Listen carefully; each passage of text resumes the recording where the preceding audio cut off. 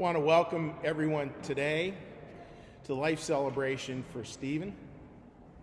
I want to start out by introducing myself. I'm Pastor Chuck Blair of New Church Live, and it's an honor today to be able to speak to a life and a life well lived, a life which we grieve here today. The way the service will take place is that I'll offer some opening remarks, a set of readings, memorial address, and then we will close with a song. I want to say what's present today. What is present today are tears, as well as laughter. The service, no doubt, will have both. Many of the words I'm going to share are actually words of Stephen himself. And that is so much of what life is, this balance always between laughter and tears, memories and connection, and grief. And what we hope to have as well is this, folks, please listen carefully to this. What we hope to leave here today with is this: not despair, but with hope. And it's not an objective hope in a thing. It's hope as we understand it as Christians. Hope that is defined as love stretching into the future. Hope that is defined as love stretching into the future, knowing that life is always these three things on this side of life. Life is always blessed, life is always broken, and life, as we see here now, is always shared. I also want to share out there today, and this is important, anytime we speak, and it's times where someone has taken their life, I just want to urge people, if you are struggling, please seek help. Please seek help. You can find me after the service, because this is a scourge. This is a challenge. This is something that is so hard for families and so hard for young adults. And I want to urge you to stay. Our readings for today, the first is from 1 Corinthians 13. Now, 1 Corinthians 13, we've all heard it a million times at a wedding, but it wasn't preached at a wedding. It was preached for a community facing a lot of challenges. And this is what St. Paul offered, 1 Corinthians 13. If I speak in the tongues of men or of angels but do not have love, I'm only a resounding gong or a clanging cymbal. If I have the gift of prophecy and can fathom all mysteries and all knowledge, and if I have faith that can move mountains, but do not have love, I am nothing. If I give all I possess to the poor and give over my body to hardship that I may boast, but do not have love, I gain nothing. Love is patient. Love is kind. It does not envy. It does not boast. It is not proud. It does not dishonor others. It is not self-seeking. It is not easily angered. It keeps no record of wrongs. Love does not delight in evil, but rejoices with the truth. Love always protects, always trusts, always hopes, always perseveres. Love never fails. But where there are prophecies, they will cease. Where there are tongues, they will be stilled. Where there is knowledge, it will pass away. For we know in part and we prophesy in part, but when completeness comes, what is in part disappears. When I was a child, I talked like a child. I thought like a child. I reasoned like a child. When I became a man, I put the things of childhood behind me. For now we see only a reflection as in a mirror, but then we shall see face to face. Now I know in part, and then I shall be fully known, even as I am fully known. And now these three remain, faith, hope, and love, but the greatest of these is love. In the second reading from Isaiah 40, comfort my people, says our God. Speak tenderly to Jerusalem and proclaim to her that her hard service has been completed. God gives strength to the weary and increases the power of the weak. Even youths grow tired and weary, and young men stumble and fall, but those who hope in the Lord will renew their strength. They will soar on wings like eagles. They will run and not grow weary. They will walk and not be faint. From Ephesians 4:32. Be kind and compassionate to one another, forgiving each other just as in Christ God forgave you. And a book on heaven.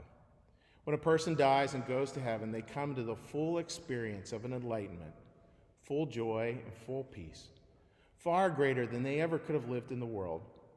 When we live in this world, our worries, anxieties, and fears create obscurity. But when we leave this world, such things no longer interfere with how we see life.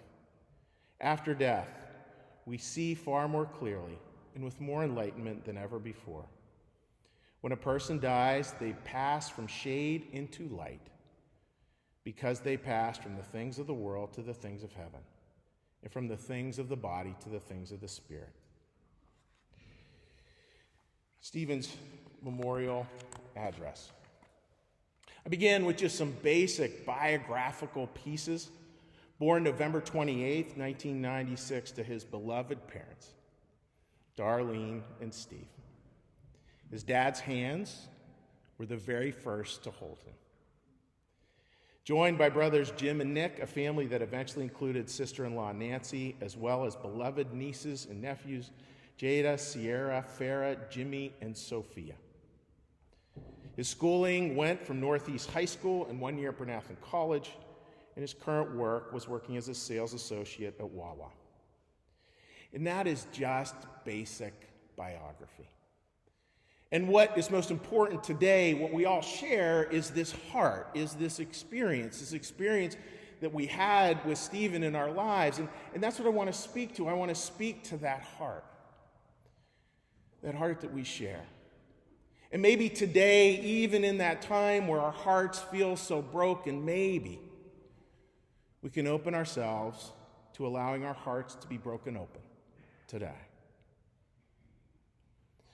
I want to speak of his essence, his soul, and here I use some of the many adjectives that people use to describe him, at least those that I can share.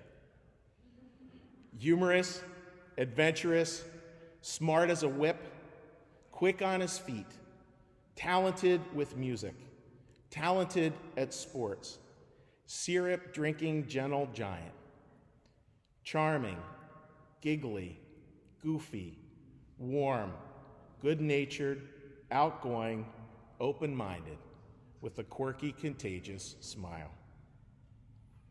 That life. Well, it starts with this piece of life. Stephen, at his core, had a very kind and loving personality. Kindness is so very key to life. And he was relentlessly kind in many ways. In my particular Christian denomination, we believe what else is a life of worship than a life of kindness. When we learn to be kind, that's what God most asks of us, most ardently asks of us. And of course, none of us do it perfectly. But clearly, that was something that was settled deep on his heart, a kind and loving young man. And in terms of love, he did indeed love passionately. I want to read for you now an essay from Stephen. It was interesting checking back with those who knew him. I got in touch with a professor from the college, the Bernathen College, asking him if he could share some reflections about Stephen. He not only was able to share reflections, he actually had several of Stephen's essays that I'm going to be reading from as part of this service. Here are Stephen's words, titled, "It's the Least I Can Do." And what it is, it's a response to Hebrews 13. Hebrews 13, "Do not neglect to do good and to share with others what you have, for such sacrifices are pleasing to God." Here's what Stephen wrote. An amazing night was just winding down.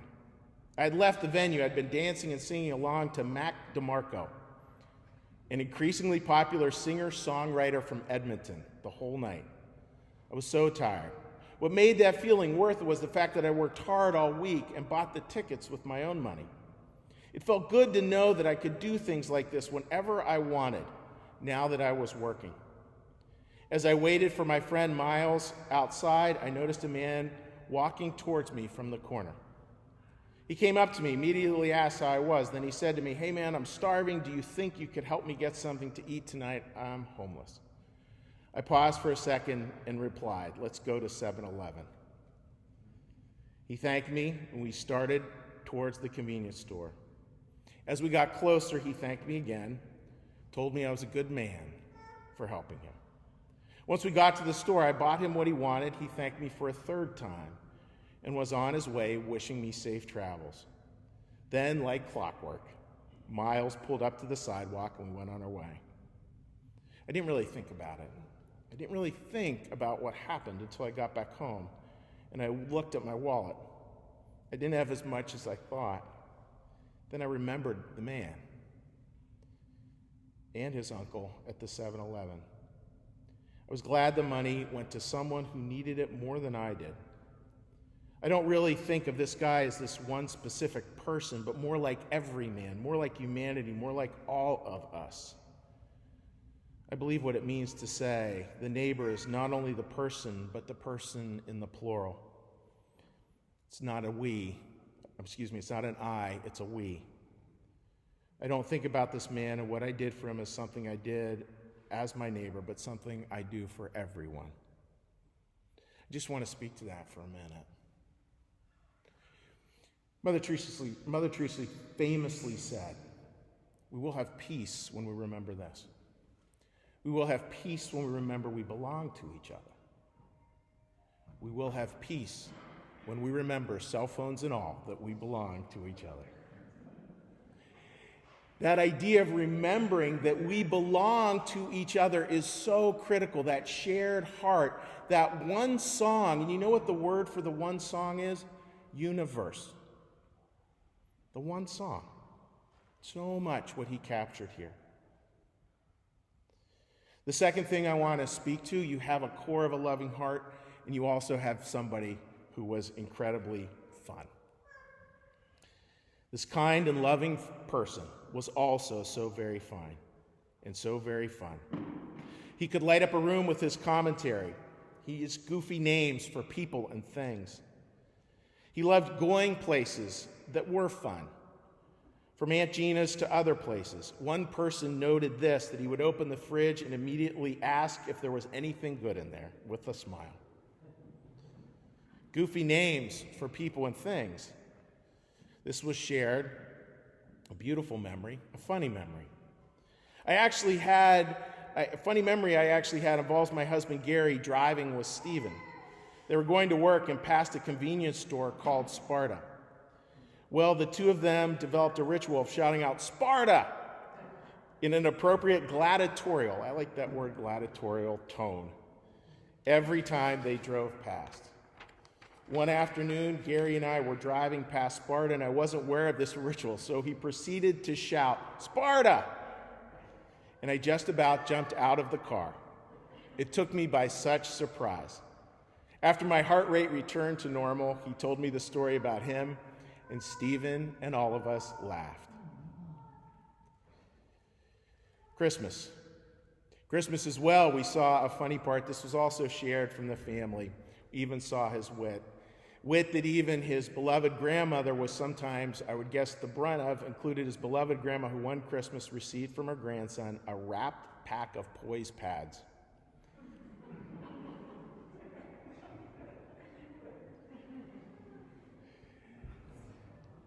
That was clearly focused. The kindness, the love, the fun towards family and friends. It's focused. God puts us in the circles we're to be in. You're not sure who you're supposed to be or where you're supposed to be. Look at your feet. We are where we are supposed to be. We are put in the worlds we are supposed to heal. And he was put in a beautiful family. Put in a beautiful family. One friend noted that. He said he loved his family with his whole heart. And as many great souls do, the line between immediate nuclear family and extended family is beautifully blurred. His circle expanded out to numerous friends, and I'm just naming a few here, and there could name countless others. There are many of them joined here: Bobby, Natalie, Maria, Aaron, Josh, Kevin, Muppet, Justin, Whit, cousins, his girlfriend, Alyssa. An incredible group. A buddy wrote this beautiful piece about how significant Stephen's friendship was him. So beautiful to share this. Steve gave me the comfort of having a friend that would be a brother to me forever. He was my best friend. I am an only child. Steve broke that feeling for me by being brother to me. It was the greatest gift I ever could have asked for. Obviously, things as in material things were not as important to him as relationships. His parents noted, as many parents would love to note, how rarely he asked for things. How rarely he asked for things. And he was able, in these circles from immediate family on out, to make both feel loved and accepted, whether over the holidays or just regular days. Again, sharing from someone. He was accepting of others. He was often encouraging and tried to point out different perspectives that would make you think harder about things. He did not judge. Even if he disagreed with you, he was able to communicate that in a way that was not offensive or made you feel uncomfortable. He was a sweetie. It would be remiss in mentioning the people he loved to not only mention many of the other things that he loved. He had deep roots around music. His mom noted that when he was 3 years old, he loved the movie Grease. He would sing and dance in the kitchen, and when the song was over, he would say, "Again." He enjoyed drums. He enjoyed the band first played together at the pharmacy in downtown Philadelphia. He enjoyed, as one person said, being in the pit. He wrote a beautiful essay titled "Strength Through Unity," where he talked about music and how he sort of saw music and the way he held music. Sort of one step up, the eagle's eye view of it. And here he was writing for Colossians 3, "Above all else, put on love, which binds everything together in perfect harmony." Perfect harmony. Although there are different ideas, and these are Stephen's words, there are many different ideas and themes expressed within the hardcore music community. The message of positive living, love, and unity are the ones that stand out the most to me and are the ones I strive to live by. Many bands talk about having a positive mental attitude, commonly referred to as PMA. A legendary hardcore band from New York City called Crown of Thorns has been around for more than 20 years. In their song Ice Pick, they preach a message of love and remaining positive in a not-so-positive world. The final verse. It's a world of love. You love us. We love you. For all the wonderful things in life that we love to do, in a world of love, going to help everyone that I can. The feeling of unity is so great. Got to give each other a hand. Songs like this, he concluded, and many others are very important to me. Aside from music, this also was a young man who loved sports, the gym and athletics. From Muay Thai fighting to the Flyers to lacrosse. Many of those athletic loves he shared with his beloved dad. Lacrosse. As a former lacrosse player myself, with a smile, I know he would absolutely want me to mention that his 1 year at Bernathen College, he contributed 14 goals, 2 assists, 7 ground balls in 12 games. His assistant coach wrote this note about him. He was not convinced or concerned with personal accomplishments. His focus was the team. He loved his teammates. That is what I will miss more than anything, his love and compassion for those around him. He saw the bigger picture in sports. Lyle Thompson, arguably the greatest lacrosse player of all times, he wrote about Lyle Thompson. Lyle Thompson is Native American. And the Native American approach to lacrosse is, again, it's an approach just like music where we take that 10,000-foot view that gives context to it all. Here is from his essay titled, "Doing Things a Little Differently," as he responds to Proverbs 22. "Do you see a man skillful in his work? He will stand before kings. He will not stand before obscure men." Lyle Thompson believes that his amazing athletic abilities and his love for the game come from his religion. His family and community taught him to play for the Creator, for God, and to please him, his Creator, with creative play. That contributed to his immense love of the game and his idea that he was put on this earth to do this, to play lacrosse. I think it says a whole lot about who Lyle Thompson is as a person. His creativity and passion for lacrosse really helped him cement his role as a role model for so many young players. His life is the same as his love, lacrosse. His dominant love is the king in chief.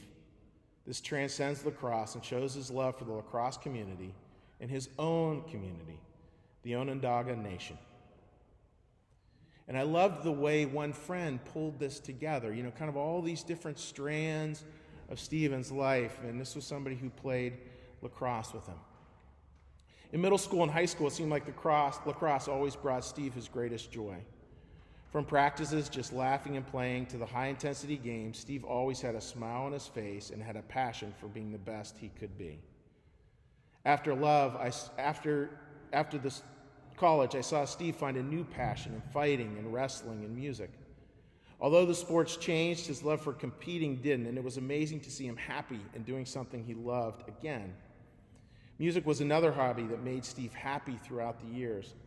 Whether it was us in sports or sharing music with one another or him jamming out with friends, music was something that filled him with joy.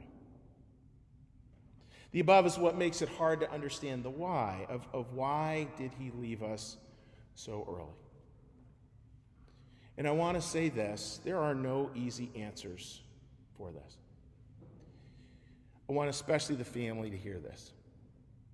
He knew unconditional love. I cannot tell you what a gift that is. He absolutely knew unconditional love. When we start from that idea, it's not anything that any one of us could have done to change this. There was no last-minute moment. It was a demon he wrestled with for years. At times, those who carry a bright light also carry a great shadow. I was watching a movie with one of our kids, and it was the movie of all things of Harry Potter, and there's this jail that's part of the Harry Potter series. And in this jail, it's not that people are imprisoned by guards.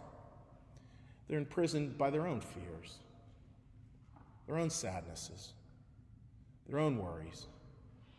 No guards needed. And that is what is a challenge, that the battle was in his mind.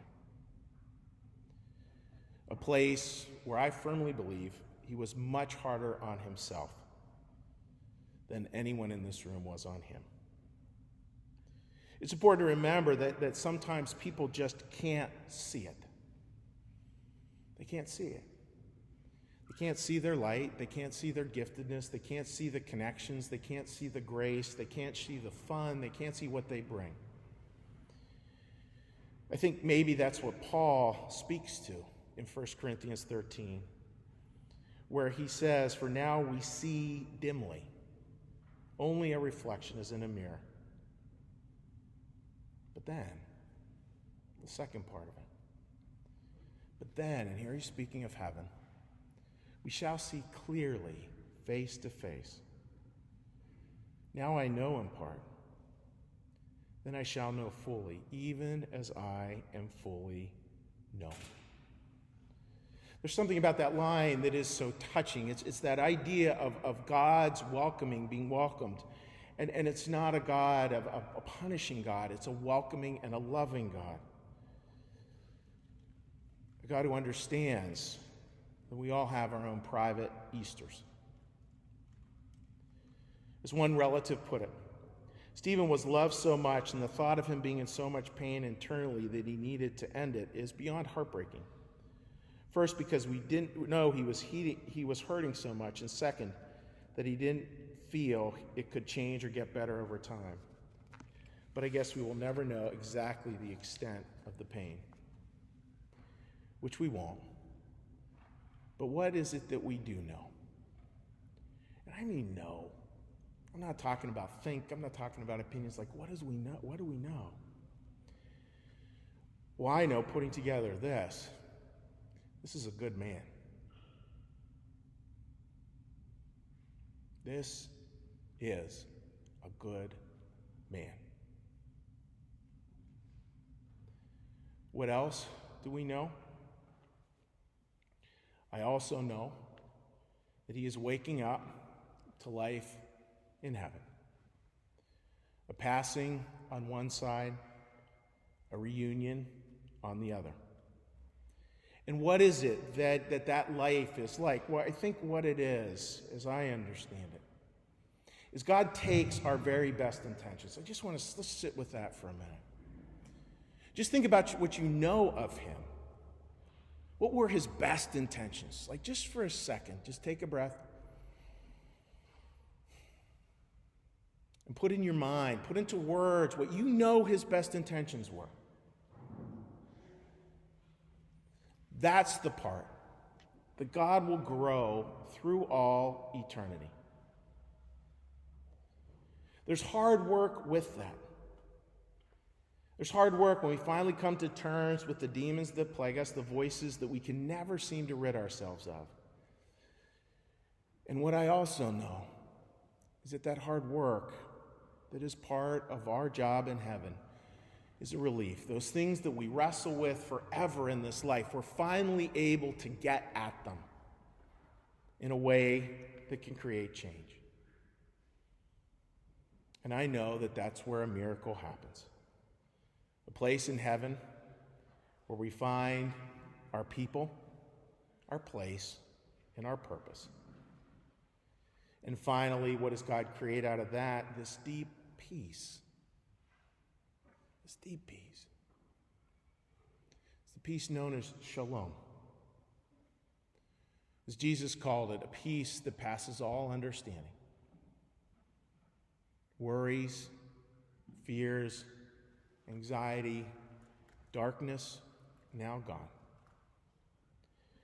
Of course, none of that fully takes away the pain of now, the pain of today, the pain of the fact that we miss him terribly. We will miss giving him a hug, kisses, hanging out, meals, jokes, sharing music, the everyday stuff.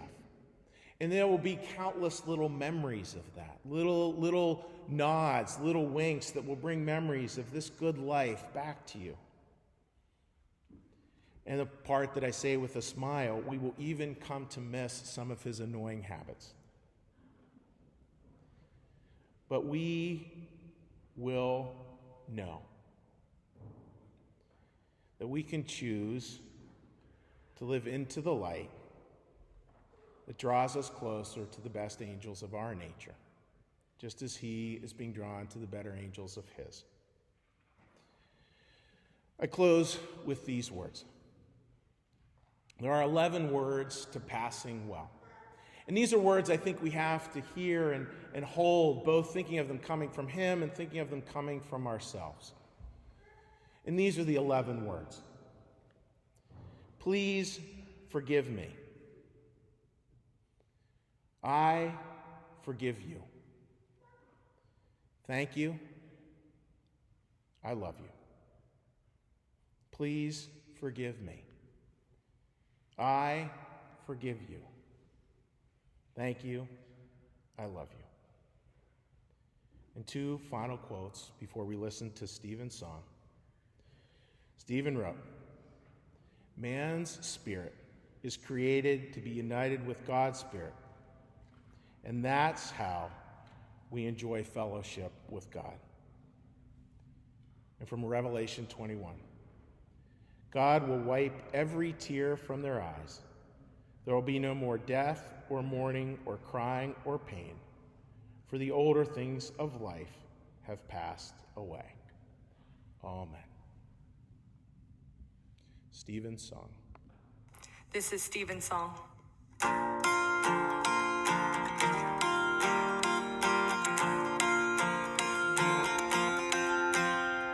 were born a free American child with a heart of gold and a spirit wild. You were meant to shine at your daddy's face, far too young when you left this place. 'Cause everything you were was everything we loved. You didn't have to be more or less. For long and hard, through the light and dark. Now with God in peace, may you rest. With God in peace, may you rest.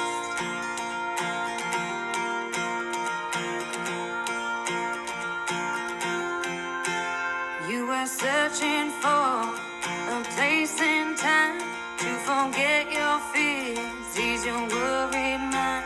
Now your pain is gone, you are lifted high. We'll see you on the other side of the sky. 'Cause everything you were was everything we loved. You didn't have to be more or less. For long and hard, through the light and dark. Now with God in peace, may you rest. With God in peace, may you rest. We're reminded now, as we look around, we have so many ways which we are blessed. Don't understand why you're gone, but we have to carry on. We love you for giving us your best. 'Cause everything you were